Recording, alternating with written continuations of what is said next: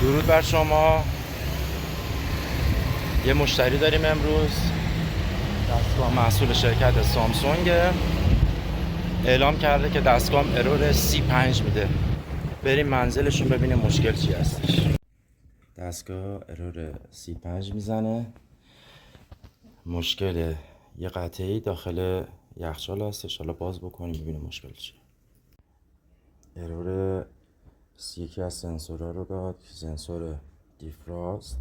حالا میریم باز کنیم، قطعه رو چک کنیم ببینیم مشکل از کجاست. خب سنسور دیفراستمون اینجاست که کلمپای اوهمترمون رو زدیم و روی اوهمتر چک میکنیم و چون اوهمی نداره قطعه سوخته. حالا ما قطعه رو با قطعه نو عوض میکنیم، مجددا اوهمش هم میگیریم. خب قطعه معیوب عوض کردیم، کلمپ اوهمتر رو گذاشتیم. اینم اوم قطعه. معمولا توی سامسونگ ها سنسورها 5 اوم هستش. خب قطعه عوض شد. این دستگاه رو روشن کنیم.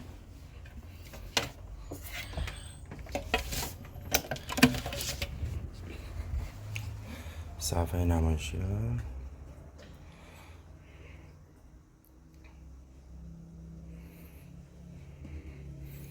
دیگه هیچ اروری هم نداریم. الان درجه هم رو فارنهایت تنظیمه، میاریم سانتیگراد.